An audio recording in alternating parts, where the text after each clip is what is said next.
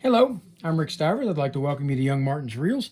Today's project is going to be this Daiwa AG2600X. And to be perfectly honest, all I'm going to do is I'm going to walk you through the procedures of taking this thing apart and servicing it and putting it back together. This one, I'm going to talk to you a little bit about what happened with it.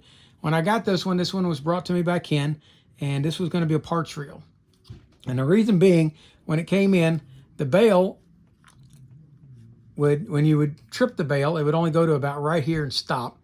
And then you could physically force it down, but that was about all it would do. When you went to wind the handle, okay, right here, it would get to right here and it would jam up. And what was happening is, actually it would only happen right there. It was when this was coming down. It would jam up as it would come down, and you would have to actually put it into anti-reverse and back it up to get it to turn anymore. Also, when you would try to take the handle knob off, the knob that was over here was snapped off internally, so you couldn't unscrew it and take this off. And so we looked at this reel, and it was all covered in dirt and everything else. The rotor was sitting, or the spool was sitting cockeyed on it, and we decided this was going to be a parts reel. Also, this was all corroded up. So what did we do to actually fix this? Well, I was just going to take it apart and see how many good parts were in it, to see if we had a good parts reel that we could, move along. But what we found when I took it apart is, first off, I got this cap off, and what had happened is the screw that was inside here had snapped, that was inside the knob had snapped off inside. But I was able to remove that screw, or remove the cap, and once I had that done, I was able to find a screw that would actually fit here to hold the handle. The other one, the screw that was inside the handle, had a long shoulder that was about that long. So when you would tighten it all the way down, the handle had that much slop sliding side to side. I was able to find this screw in my parts bin, picked it up, screwed it in there, and hey, it worked great.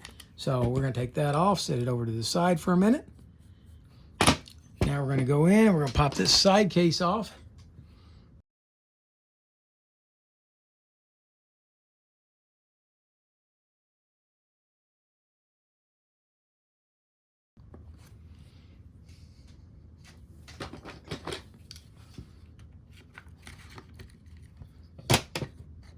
Okay, we're going to remove the side case.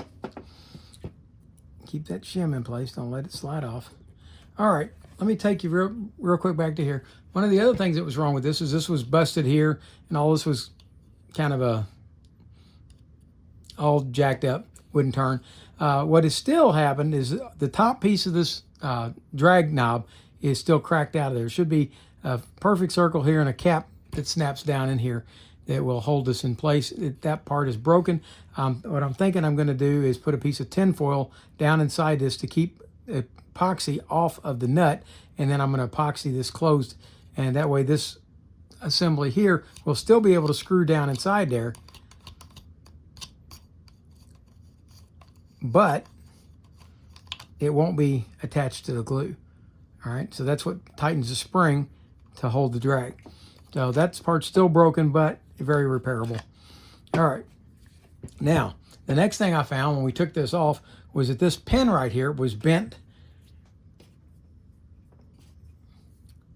about like that. Okay, so I took it out and I put it in a vise and I straightened it out mostly. You can see just a little bit of bend left in it, but I think I got most of the bend out. Okay, then let's go ahead and remove this. This piece was bent to where this was kind of over at an angle, and it was bent over that direction. So I was able to kind of put this back into shape by tapping it with a hammer and using a pair of vice grips and pliers to realign and straighten the hole and realign it with the whole assembly. So I got that part taken care of. The gear was in excellent shape. Nothing wrong with the gear. The axle shaft, let me get my... The axle shaft was horribly bent. And And normally, it's very difficult to straighten an axle shaft. But if you look, I did a pretty good job of getting this one round again. It has a slight bend left to it, but for the most part, it's pretty straight. But it was bent over here at an angle just about like that. But I was able to straighten that back up, get it moving again, and I think that's pretty straight. So once all that was done, it's like, okay, well, hey, we're making progress here.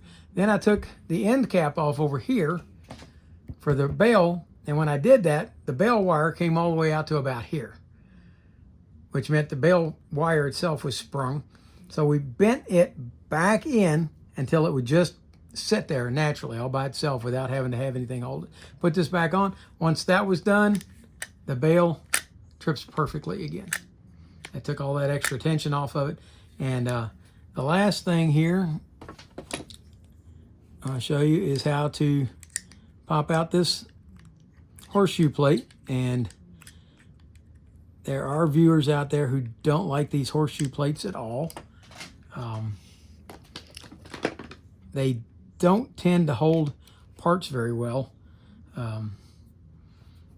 So far, I've never shimmed one. Anytime I ever needed to tighten one, what I did was I took this and bent it slightly, and that would tighten it up. Okay, and this will come out. There you go. And there is the reel disassembled. Here's your anti-reverse right here. And what I did is I took, I said, no, I didn't take this apart beyond this. I took this down to this, and that was it. I oiled it good here because this was gummed up. Cleaned it, oiled it, lubricated inside, lubricated here, and put my reel grease on the pinion gear, and then put this back in.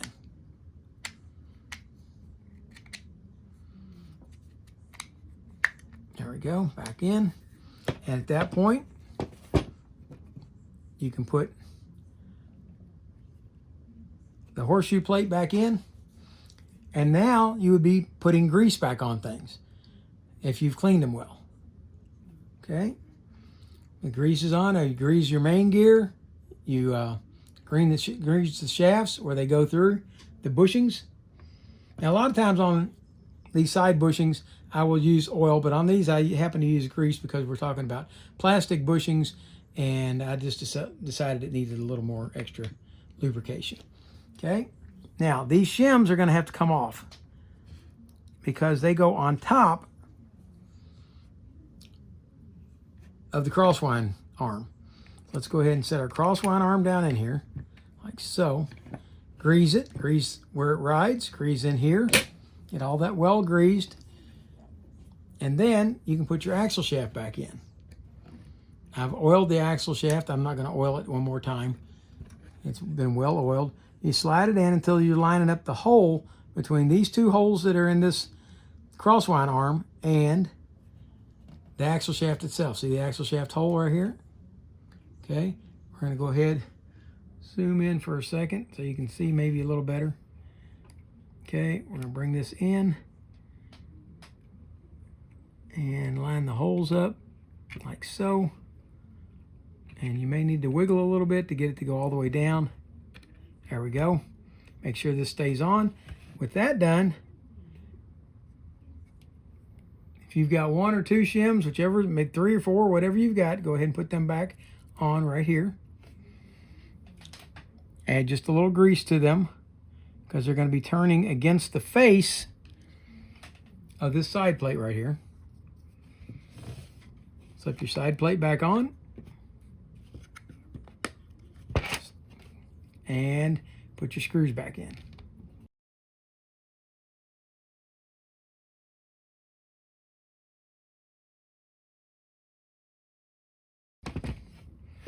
All right, with that done, we can now put our clicker cog back on, the axle shaft, and if you have a spacer, you can go ahead and put the spacer back on.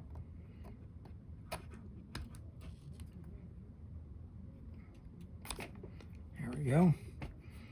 And one thing we need to do is we're going to lubricate. Now this was also missing the spring inside here, so I made a new one to go in it. So let's go ahead and take the new spring out that I made, which is not the prettiest spring in the world, but it's functional. Show you how to take your drag washers out and how to stack them up.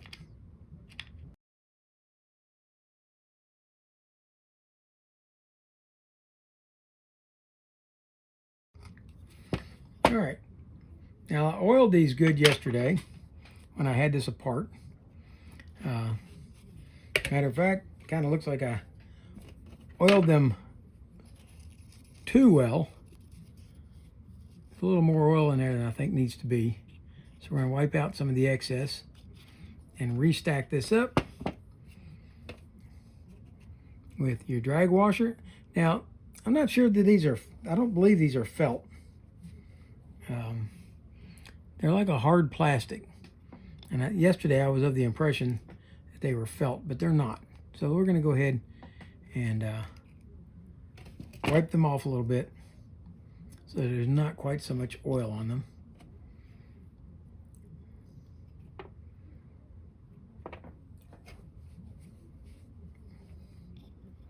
There we go.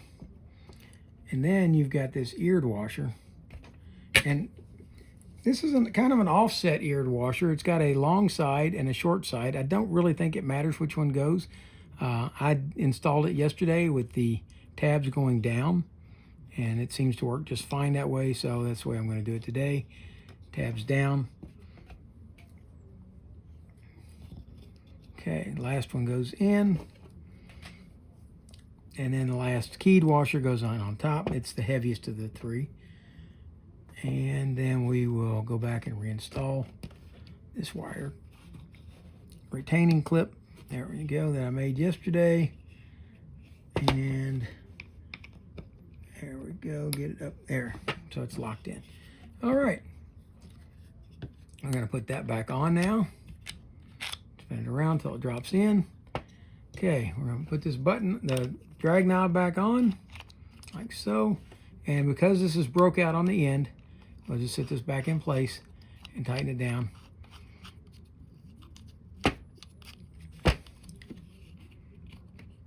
And get it into the hex shape inside and then tighten it down. Okay, there's your drag, working beautifully. I don't know if you saw any of that on the video because I had it zoomed in. But there we go. All right, and then we're gonna put the handle back on. And again, this handle once had a large plastic knob on this side that actually hung over this. I don't have that. I didn't have a replacement for that, but I did have this screw which would fit in there, and it will tighten it down so that the handle performs like it's supposed to. The only thing it doesn't have is that overhanging slight dust shield over the handle to protect it from getting grease and dirt in there. But for a good boat reel, this is a pretty nice little reel. And especially for considering, I think he paid like $1 for it. So it's ready to get back. Oh, wait a minute, we're missing a part. There should be.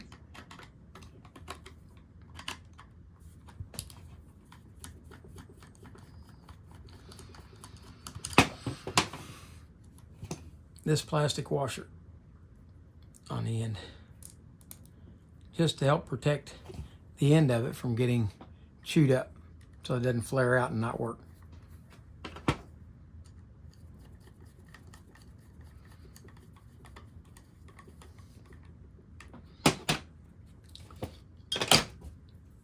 Okay, there you have the Daiwa AG2600X graphite reel.